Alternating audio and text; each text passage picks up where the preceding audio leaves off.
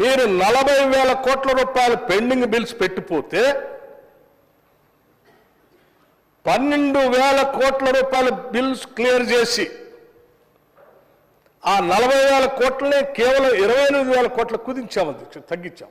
అంటే ఇక్కడ 12,000 కోట్ల రూపాయలు, ఇక్కడ 12,000 కోట్ల రూపాయలు, అంటే దాదాపు 24,000 కోట్ల పైబడి మేము చేసేటువంటి అభివృద్ధి కార్యక్రమాలు, మిగతా కార్యక్రమాలు, ఉద్యోగస్తులకి మొదటి నెల ఇచ్చే జీతాలతో పాటు, స్కీమ్స్తో పాటు ఇవన్నీ కాకుండా మీరు చేసినటువంటి అప్పులకు సంబంధించిన దాన్ని భారం మోస్తూ ఆ అప్పులు భారాన్ని మేము తీర్చింది 24,000 కోట్ల పైబడి, అధ్యక్ష.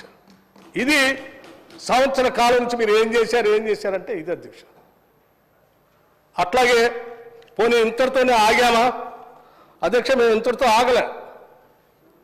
ఈ అప్పులు కడుతూనే మరి రాష్ట్ర ప్రజల కోసం మేము చాలా కార్యక్రమాలు చేయాలి కదా, చాలా కోరికలతో తెలంగాణ రాష్ట్రాన్ని తెచ్చుకున్నాం కదా. తెచ్చుకున్న రాష్ట్రాన్ని 10 ఏళ్ళు వాళ్ళు ఏమి చేయకుండా అప్పుల పాలు చేసి గాలికి వదిలేస్తే నిరుద్యోగ యువత యువకులను వదిలేయలేము కదా.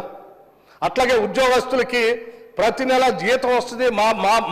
మా రాష్ట్రంలో మేము తలెత్తుకొని గౌరవంగా బతకొచ్చని సకల జన సన్నిలో ఈయన పాల్గొన్న లక్షలాది మంది ఉద్యోగస్తులకు 15వ తారీఖు తర్వాత జీతాలు వస్తూ ఉంటే తట్టుకోలేక చెప్పుకోలేక ఇబ్బంది పడుతున్నటువంటి వాళ్ళకి జీతాలు ఇవ్వాలి కదా.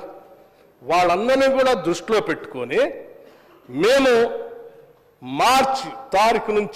మార్చి నెల నుంచి 1వ తారీఖు నుంచి ఈ రాష్ట్రంలో ఉన్నటువంటి ఉద్యోగస్తులందరికీ, అధ్యక్ష, 3,69,200 రెగ్యులర్ ఎంప్లాయీస్కి, 2,88,000 పెన్షనర్స్కి